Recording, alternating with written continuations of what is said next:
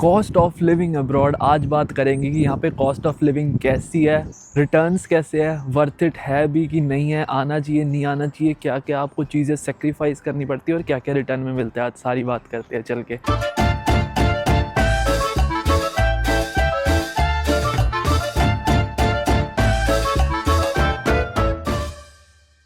चलिए भाई, आज बात करते हैं कॉस्ट ऑफ लिविंग पे।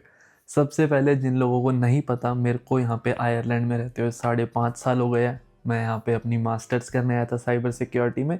1 साल की मास्टर्स थी और अभी मैं 4.5 साल से अप्रॉक्सीमेटली यहाँ पे जॉब कर रहा हूँ साइबर सिक्योरिटी में ही। और आज मैं अपना एक्सपीरियंस शेयर करूँगा, क्या क्या मेरी कॉस्ट लगी अलग अलग चीज़ों में, क्या क्या मैंने सेक्रीफाइस करे। सबसे पहले स्टार्ट करते हैं एक वीज़ा का, आपको थोड़ा आइडिया दे देता हूँ। मैंने वीज़ा भी यहाँ पे काफ़ी सारे चेंज हुए हैं मेरे इतने 5.5 सालों में। तो आपको वीज़ा का हर साल 300 यूरो देने पड़ते हैं, ठीक है। चाहे आप किसी भी वीज़ा पे हो, हर साल यहाँ पे गवर्नमेंट को 300 यूरो देने पड़ते हैं वीज़ा रिन्यू करने के। सबसे पहले मैं यहाँ पे आया था स्टूडेंट वीज़ा पे, जो कि मेरे को मिलता है स्टैम्प 2। वो मैंने 1 साल का अपना यहाँ पे आके 300 यूरो भरे। इंडिया से तो मैं आया ही था, 3 महीने का मेरे को वीज़ा मिला था, बट यहाँ पे आके वापस 300 यूरो भरने पड़ते हैं विद इन 3 मंथ्स। फिर वो 1 साल का मिलता है। फिर जब आपकी पढ़ाई ख़त्म होती है तो यहाँ पे आपको मिलता है stamp 1G, which is work visa. तो आपको फिर 300 यूरो भरने पड़ते हैं वर्क वीज़ा के लिए।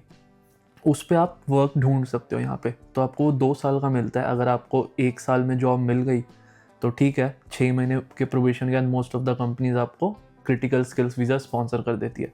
अगर जॉब नहीं मिलती है, 1 साल बाद आपको फिर वो वर्क वीज़ा रिन्यू कराना होता है, वापस 300 यूरो देने पड़ते हैं। वो 2 साल का मिलता है टोटल। और अगर आपको जॉब मिल जाती है, क्रिटिकल स्किल्स मिल जाता है, तो 300 यूरो दे के आप वो 1 साल वेट करने की जरूरत नहीं है। कंपनी जब भी स्पॉन्सर करे 300 यूरो दे के क्रिटिकल स्किल्स ले सकते हो। फिर उस पर आपको 2 साल रहना होता है। मैं 2 साल रहा था। उसके बाद आप यहाँ पे स्टैम्प 4 ले सकते हो, जो कि काइंड ऑफ पीआर होता है, जिसपे आप बिजनेस को सब कर सकते हो। मैं उस पर हूँ अभी। तो एक स्टैम्प 4 ऐसा वीज़ा है जो आपको डायरेक्टली 2 साल के लिए मिलता है। 300 यूरो देने पड़ते हैं दोनों साल के। बाकी सब पे 300 यूरो हर साल देने पड़ेंगे।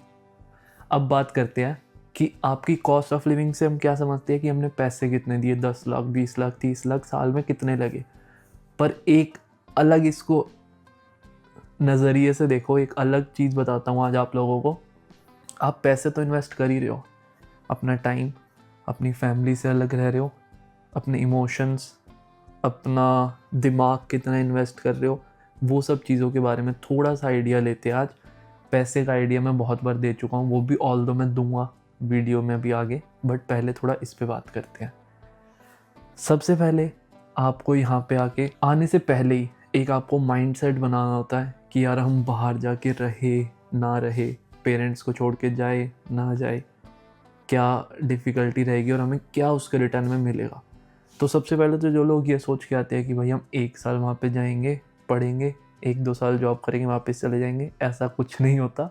मैं भी ये सोच के आया था और काफ़ी सारे लोग यही सोच के आते हैं। बट जब उनको यहाँ पे वर्क लाइफ बैलेंस अच्छा दिखता है, पैसे मैं कहूँगा आप इंडिया में भी कमा सकते हो, किसी भी कंट्री में कमा सकते हो, बट वर्क लाइफ बैलेंस एक मेन होता है, आपका मेंटल पीस मेन होता है। वो जब लोगों को यहाँ पे अच्छा दिखता है तो वो सोचते हैं कि हम वापस क्यों जाके करें। आई डोंट नो हमारे वहाँ पे क्यों ऐसा होता है, इतना क्यों है, उस पर भी कभी बात करेंगे। बट वर्क लाइफ बैलेंस यहाँ पे अच्छा है तो लोग रुक ही जाते हैं। तो मेरे लिए इतना मुश्किल नहीं था, क्योंकि मैं पहले से ही बैचलर्स जब कर रहा था तो मैं पेरेंट्स से दूर रहा था।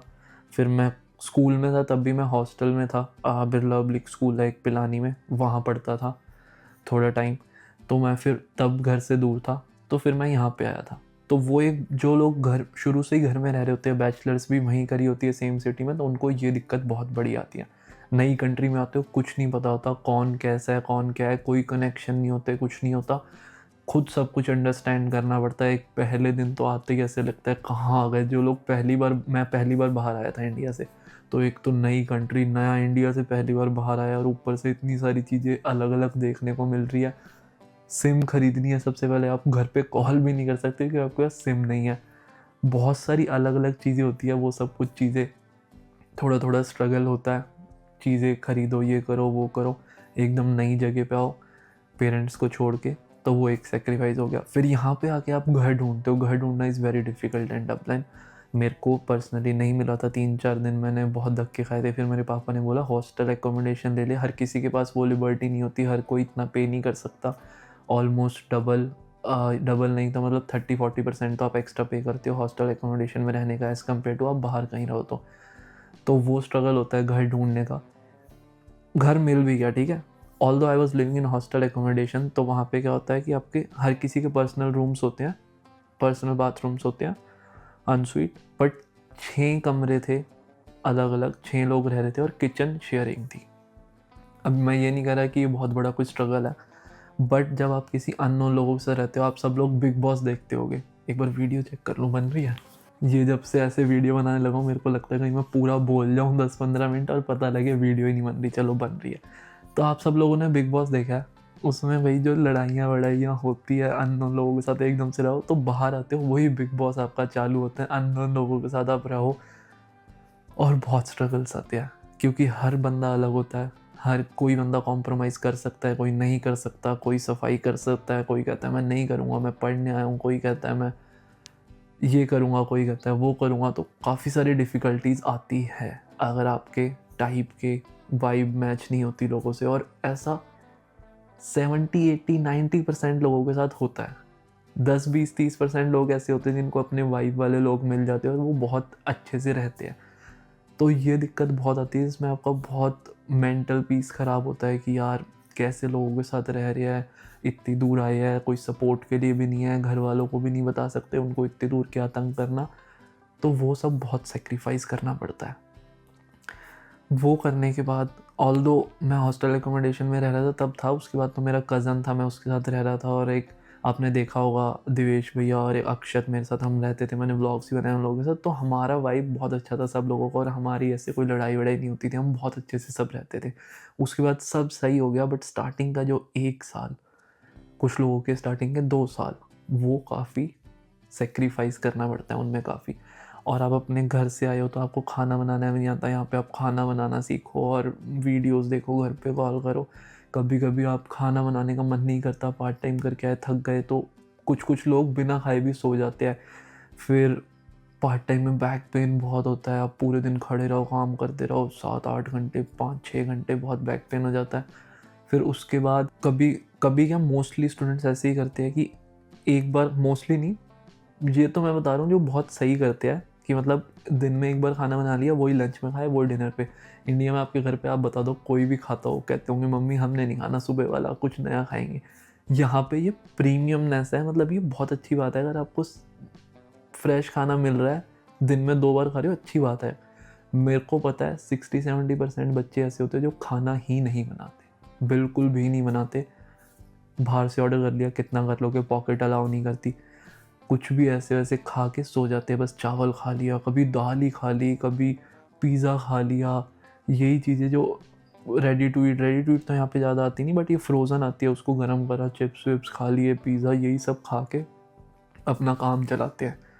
मैंने ऐसा कभी नहीं करा, मैं खाना बनाता था अपना, क्योंकि खाना मेन चीज़ है। अगर खाना नहीं खाओगे तो मूड ठीक नहीं रहेगा, मूड ठीक नहीं रहेगा तो पढ़ोगे कैसे, अपना फोकस कैसे करोगे। तो वो चीज़ें होती हैं। आटा लगाना मेरे को पसंद नहीं है, बट हाँ कुछ लोग ऐसे हैं जो यहाँ पे आटा लगाते हैं, वही 4-4 5-5 दिन चलाते हैं, जो हरा हो जाता है। मैंने भी ऐसा देखा है। मैं पहले बनाता था किसी के साथ, तो कॉलेज और वो पार्ट टाइम ये सब, तो आटा पड़े पड़े ख़राब हो जाता था, ऑल्दो मैं उसको खाता नहीं था। कुछ लोग ऐसे भी है जो खा भी लेते थे। हरे आटे, काले आटे कभी नहीं देखे थे इंडिया में। बट ये सब स्ट्रगल्स होती है, और ये सब भी आपको अपना देना पड़ता है, अपना टाइम। आपको 1-2 साल में कुछ नहीं पता क्या होगा। कुछ लोगों की जॉब नहीं लगती, वो वापस भी जाते हैं। तो ये सब चीज़ें भी आपको इन्वेस्ट करनी पड़ती है अपनी मनी के साथ। तो ये अपने दिमाग में क्लियर करके आना, वरना हम मनी सोच के आते हैं कि भाई 20 लाख लग रहे हैं, ठीक है, जॉब लग जाएगी, इतने टाइम में हम रिटर्न ले लेंगे अपने जो इन्वेस्टेड मनी है, लोन लेके आ रहे, लोन उतार देंगे, फिर हमारी इनकम स्टार्ट हो जाएगी। ऐसा नहीं होता, ये सब चीज़ें भी इन्वेस्ट करनी होती है। जो भी मैंने बताई, ये सोच के आना, नहीं सोच के आते तो लोगों को बहुत अनएक्सपेक्टेड झटके लगते हैं। और वो झटकों से बढ़िया अगर पहले पता हो, डरा नहीं रहा, बट पहले पता हो तो प्रिपेयर होके आ सकते हो। अब बात करते हैं कॉस्ट ऑफ लिविंग की, कि पैसे कितने लगते हैं। तो देखो भाई, आयरलैंड में पढ़ रहे हो या यूके में पढ़ रहे हो, ठीक है, ऑलमोस्ट काइंड ऑफ सिमिलर से ही पैसे होते हैं। ऑस्ट्रेलिया, यूएस, वहाँ अलग है, थोड़ा महंगा है। बट आयरलैंड यूके ऑलमोस्ट बराबर है, कॉस्ट ऑफ लिविंग भी और पढ़ाई के खर्चे भी। तो मैं बताता हूँ आयरलैंड में कितने लगते हैं। कॉलेज यूनिवर्सिटी में अलग अलग फ़ीस होती है। तो ये स्टार्ट हो जाता है अप्रॉक्सीमेटली 15-16-17 लाख से, ठीक है। ये होते हैं आपके कॉलेज जो 15-16-17 लाख लगते हैं, ठीक है। उसके बाद आपको स्कॉलरशिप भी मिल जाती है, ऑलमोस्ट बच्चों को मिल जाती है जो थोड़े ठीक होते हैं पढ़ाई में और जिनके काउंसलर अच्छे होते हैं, क्योंकि काउंसलर ही आपकी प्रोफाइल रिप्रेजेंट करते हैं कॉलेज में, आप खुद जाके नहीं करते। तो 4,000 यूरो के आसपास आपको स्कॉलरशिप मिल जाती है, डिपेंडिंग अपॉन आप किस कॉलेज में हो, किस यूनिवर्सिटी में एडमिशन ले रहे हो। 2,000 भी मिलती है, किसी में 4-5 हज़ार भी मिलती है, किसी में 6-7 भी मिलती होगी, that I am not too sure, but ऐसा कुछ आपकी स्कॉलरशिप मिलती है, ठीक है। तो वो आपकी फ़ीस को रिड्यूस कर देती है अप्रॉक्सीमेटली 10-12 लाख पे कॉलेजेस में। मेरे काउंसलर अच्छे थे तो मेरे को स्कॉलरशिप मिल गई थी, पूरे 4,000 की मिलती थी, तो पूरे 4,000 की मिल गई थी एंड मेरे अप्रॉक्सीमेटली 10-1 लाख लगे थे शायद, ऐसा कुछ था उस टाइम पर जो यूरो का रेट था 1 साल के। तो आपके काउंसलर बहुत अच्छे होने चाहिए, पहली बात, जो आपको हर स्टेप पे गाइड करे, आपका SOPLR लिखने में हेल्प करे, आपका वीज़ा में हेल्प करे, आपकी कॉलेज सिलेक्शन में हेल्प करे, फ़ीस स्कॉलरशिप में हेल्प करे। मेरे काउंसलर इन सब चीज़ों में करते हैं, इसलिए आई रिकमेंड दैट कि आप उनके थ्रू जा सकते हो बिना किसी झिझक के। He is very good at that, और वो खुद यूके में रहते हैं, तो he knows, he was x student, तो ही नोज़ कि कितना हार्ड वर्क और कितनी चीज़ें सब लगती है, तो वो बहुत अच्छे से गाइड करते हैं। लिंक डिस्क्रिप्शन में डाल दूँगा, if you looking for a counsellor you can definitely reach out to him and free of cost वो आपकी सब चीज़ों में हेल्प कर देंगे। अब स्कॉलरशिप मिल गई तो आपकी 10-12 लाख हो गई कॉलेज की फ़ीस। यूनिवर्सिटी की फ़ीस आपकी होती है लगभग 20 से 25 लाख, जो ऑलमोस्ट डबल होती है आपकी कॉलेज फ़ीस के। अब देखो, अगर आप आयरलैंड में पढ़ रहे हो तो कॉलेज यूनिवर्सिटी में फ़र्क नहीं पड़ता रेपुटेशन का। यहाँ पे ऐसा कुछ कि आप कॉलेज में पढ़ रहे हो तो आपको ज़्यादा वो मिलेगी, क्या कहते हैं, सैलरी बाद में, और यूनिवर्सिटी में पढ़ रहे हो तो अच्छा पैकेज लगेगा, ऐसा कुछ नहीं है जैसा इंडिया में होता है IIT से अच्छा पैकेज।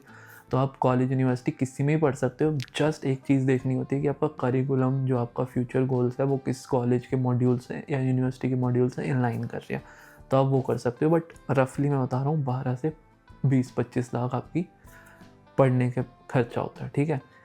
अब इसके अलावा आपका खर्चा आता है मेन, जो आप 300 यूरो देते हो आते ही अपना वीज़ा का यहाँ पे। उसके अलावा आपके सिम जो फ़ोन बिल होते हैं वो अप्रॉक्सीमेटली आपके लगते हैं 15 से 20 यूरो पर मंथ। फिर आपका वाईफाई का खर्चा होता है, आप किसी और के साथ रह रहे हो तो आप डिवाइड करोगे, 35-40 यूरो वाईफाई का महीने का आता है, तो आप 3-4 लोग रह रहे हो तो 10 यूरो के आसपास आपका वाईफाई का खर्चा आ जाएगा महीने का। उसके अलावा आपका आता है ट्रैवल का खर्चा, जो कि आपका स्टूडेंट हो तो 50 यूरो के आसपास आप लेके चल सकते हो महीने का, वो खर्चा आएगा। कैपिंग हो जाती है उसमें, तो फिर आप कितना भी ट्रैवल करो, वीकेंड पे भी जाओ। तो उसके अलावा आपका होता है इलेक्ट्रिसिटी का खर्चा। तो इलेक्ट्रिसिटी आपका लगभग 70-80 यूरो महीने की आप लेके चल सकते हो, डिपेंडिंग अपॉन आप कहाँ रह रहे हो। पुराने घर में रह रहे हो तो ज़्यादा होती है, नए में रह रहे हो जिसकी यहाँ पे एनर्जी रेटिंग्स होती है, जैसे अभी मैंने नया घर लिया तो इसकी A2 एनर्जी रेटिंग होगी, पुराना घर लेंगे तो CD, D1, D2, E ऐसे भी होती है। तो अगर आप पुराने घर में ना तो इलेक्ट्रिसिटी रेट बहुत ज़्यादा आएगा। नए घर में रह रहे हो तो आपका इलेक्ट्रिसिटी रेट 30-40 यूरो भी आ सकता है महीने का, तो ऐसा होता है। तो आप लगभग ये जो एक्स्ट्रा खर्चे है 150 यूरो के आसपास ये लेके चल सकते हो on top of your accommodation rent. अब इसके अलावा आता है आपको ग्रॉसरी का खर्चा, ठीक है, जो सबसे बड़ी चीज़ होती है, जो कि अप्रॉक्सीमेटली आपका मैं कहूँगा 100 से 150 यूरो में हो जाता है अगर आप घर पे खाना बना रहे हो। मेरा तो हो जाता है, कुछ लोग 300-400 भी लगाते हैं। वो लोग क्या करते हैं, मतलब बना बनाया चीज़ें ज़्यादा ले ली, या कुछ लोग ऐसे होते हैं कि हम तो ग्लूटेन फ्री लेंगे तो वो चीज़ें 3-4 गुना महंगी आती है, तो अगर मेरे 150 लग रहे तो उनके सीधा 3 टाइम्स लगेंगे, ऐसा होता है। बट अगर आप घर पे नॉर्मल खाना खा रहे हो, छोले दाल सब्जी और गोभी बैंगन आलू ये सब चीज़ों की सब्जियां नॉर्मल जो खाते हैं, तो आपका 100 से 150 यूरो महीने का ग्रॉसरी का बिल आता है। तो अगर आप इनको कंबाइन करो तो आपका रेंट के अलावा हो गए 250 से 300 euro on top of that. अब आप लगा लो 100 यूरो आपके हो गए मिसलेनियस, अगर आपने कुछ शॉपिंग करी, खर्चा करा, वो सब, ठीक है। अब बात करते हैं रेंट पे कितने लगते हैं, जो सबसे बड़ी चीज़ है, सबसे मेन चीज़ है। ये हमने एक्स्ट्रा तो कैलकुलेट कर लिया 300-400 यूरो, बट रेंट पे कितने लगते हैं। अब अगर आप रेंट पे रह रहे हो, डिपेंड, आप शेयरिंग में रह रहे हो, सिंगल रूम ले रखा है, स्टूडेंट एकोमोडेशन ले रखी है, शेयरिंग पे रह रहे हो, किस सिटी में रह रहे हो, डबलिन में रह रहे हो, गॉलवे में रह रहे हो, लिमरिक में रह रहे हो, एक आइडिया देता हूँ। बाकी वैसे एक वेबसाइट है daft.ie, DAFT.ie, इस पे जाओगे, अपनी सिटी लिखोगे जिसमें ढूंढ रहे हो, आपका घर आ जाएगा कितने कितने में लोग दे रहे हैं। सस्ता होता है अगर आप 3-4 लड़के या लड़कियां जो भी 3-4 लोग मिल के ले रहे हो एक घर, और फिर आप अपना रेंट जैसे उसका मान लो 2000, 3000, 4000 जो भी है, फिर आपने डिवाइड कर लिया, वो आपकी सबसे सस्ती चीज़ पड़ती है। वो आप डिपेंड कर सकते हैं, आप शेयरिंग में लोगे तो और सस्ता पड़ जाएगा, फिर वो आपका 3 बेडरूम लिया तो 6 लोग रह रहे हो तो 6 में डिवाइड हो जाएगा रेंट। अगर आप स्टूडेंट एकोमोडेशन लेते हो, डबलिन में ले रहे हो, अप्रॉक्सीमेटली 1200 यूरो के आसपास आपका पर मंथ खर्चा आएगा। बट उसमें आपका वाईफाई, इलेक्ट्रिसिटी बिल, ये छोटी मोटी जो चीज़ें हो गई, आपका डस्टबिन बिल हो गया, ये सब आपका इंक्लूडेड हो जाता है, फिर वो आपको अलग से नहीं देना पड़ता। डस्टबिन के भी खर्चे लगते हैं, हाँ वो मैं बताना भूल गया, अप्रॉक्सीमेटली 25 यूरो के आसपास महीने का आपका डस्टबिन का खर्चा आता है। तो अगर आप अलग से घर रह रहे हो तो आप 3-4 लोगों को और डिवाइड कर लोगे, तो आपका रेंट का मान लिया जैसे हमने 1200 स्टूडेंट एकोमोडेशन में। अगर आप घर ले रहे हो तो आपका सिंगल रूम उसमें अगर आप अपना ले रहे हो तो अप्रॉक्सीमेटली आपका 900 से 1000 यूरो सिंगल रूम आपको मिल जाएगा। जैसे आपने 2 बेड लिया तो 2 बेड अभी मेरा कज़न है वो ढूंढ रहा है, तो अप्रॉक्सीमेटली 2000 से 2300-2400 यूरो तक का 2 बेड आपको मिल जाता है डबलिन सिटी में। I know very expensive, 2 lakh रुपए होते हैं लगभग, तो आपका 1 लाख उस हिसाब से एक रूम का रेंट हो गया। तो आपका अप्रॉक्सीमेटली अगर आप सिंगल रूम में ले रहे हो तो 900, 1000 यूरो, 1100 यूरो ऐसे आप मान सकते हो आपका लगेगा। अगर आप, ये मैंने 2 बेड का बताया, अगर आप 3 बेड लेते हो तो आपको थोड़ा और सस्ता पड़ जाता है, 4 बेड लेते हो थोड़ा और सस्ता, तो आप उसको रिड्यूस डाउन करके 900 के आसपास ला सकते हो सिंगल रूम का, ठीक है। फिर आपका बनता है शेयरिंग वाला सीन, ठीक है। अगर आप शेयरिंग पे रह रहे हो तो आपका वो पड़ जाता है अप्रॉक्सीमेटली 650 to 700 यूरोज़ का आपका शेयरिंग में मिल जाता है आपको घर, अगर आप वहीं पे लेते हो तो। क्योंकि अगर आप जैसे 4 बेड कहीं पे ले रहे हो तो ऐसा भी होता है, कुछ कुछ लोग आपको 8 बंदे अलाउ नहीं करेंगे 4 बेड में, तो वो आपका होता है, तो आपका वो थोड़ा शेयरिंग वाला हल्का सा महंगा पड़ता है। आप एग्जैक्टली वो नहीं पड़ेगा, जैसे 900 में सिंगल रूम बता रहा हूँ तो 450 नहीं मिलेगा शेयरिंग में, वो 650-700 ऐसे होता है। बट शेयरिंग में आपका ये है, वो 650-700, आप थोड़ा सिटी के पास आ जाओगे। 900 जो आप मैं सिंगल रूम बता रहा हूँ वो सिटी से दूर, तो काफ़ी सारी चीज़ें डिपेंड करती है, इसलिए कह रहा हूँ daft.ie पे जाओगे तो वहाँ पता लग जाएगा। तो अगर हम इन सब चीज़ों को कैलकुलेट करें, मैं एक नॉर्मल ले लेता हूँ, स्टूडेंट एकोमोडेशन में भी नहीं जाता, शेयरिंग पे भी नहीं जाता, तो 900 का अप्रॉक्सीमेटली हम पकड़ लेते हैं, ठीक है, रेंट।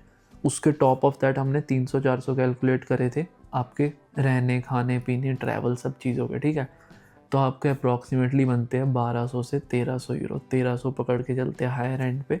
और ऑन टॉप ऑफ दैट आपके कुछ कुछ खर्चे इधर उधर के भी हो जाते हैं, जैसे 300 यूरो मैंने बताए, अब आपका वो खर्चा आ गया। फिर आप कहीं ट्रैवल करने चले गए, वो खर्चा आ गया। 1300-1400 भी आप पकड़ के चल सकते हो सेफर साइड के लिए। तो आपका 1.25 लाख के आसपास खर्चा है, अगर आप इंडिया से वीडियो देख रहे हो या पाकिस्तान से या कहीं से भी आप कैलकुलेट कर सकते हो उसके हिसाब से। बट इंडियन करेंसी में बताऊँ तो 1.25 लाख का आपका लगभग खर्चा है पर मंथ। उतना ही आपका लगभग पढ़ाई का खर्चा है, लाख रुपए के आसपास पर मंथ। तो आपका 2 लाख के आसपास पर मंथ का खर्चा बैठता है, जो कि आप अगर इसको कैलकुलेट करते हो तो आपका 20 से 25 लाख रुपए, अगर आप कॉलेज में पढ़ रहे हो तो आपका पूरा साल का खर्चा आता है। अब इसके अलावा आप साथ साथ पार्ट टाइम भी करने लग जाते हो, तो पार्ट टाइम में आप लगभग आइडिया दूँ तो लाख रुपए के आसपास, थोड़ा सा लाख से कम 80-90 हज़ार रुपये के आसपास आप कमा लोगे। तो जो आपका जो रहने का खर्चा है ना, वो आप थोड़ा बहुत मैनेज कर सकते हो अपनी पार्ट टाइम जॉब से। तो ऐसा डर मत जाना कि 20-25 लाख लगेंगे कम से कम साल के, वो आप पार्ट टाइम से थोड़े मैनेज भी कर सकते हो। बट हाँ, आपको फंड्स तो दिखाने पड़ते हैं स्टार्टिंग की वीज़ा के लिए। बाकी आपको काउंसलर गाइड कर ही देंगे, सारा लिंक जो मैंने डिस्क्रिप्शन में डाला है। उसके अलावा अगर आपको कोई भी सजेशन चाहिए हो तो 1-to-1 कॉल भी मेरे साथ शेड्यूल कर सकते हो। I know I try to give my best कि सब कुछ इसमें बता दूँ, बट अलग अलग लोगों के अलग अलग क्वेश्चन होते हैं, तो आप 1-to-1 कॉल भी शेड्यूल कर सकते हो, उसका लिंक भी डिस्क्रिप्शन में है। बाकी ये कॉस्ट ऑफ लिविंग जो मैंने आपको बता दी, इसके बाद अगर आपको स्टूडेंट के बाद की कॉस्ट ऑफ लिविंग जाननी है, कि जब आप जॉब करने लगते हो तो क्या क्या खर्चे होते हैं, क्या कॉस्ट ऑफ लिविंग होती है, तो कमेंट करके बता देना। और कोई भी वीडियो चाहिए हो तो कमेंट करके बता देना, I will make a video on that. Thanks for watching, I will see you guys in the next video.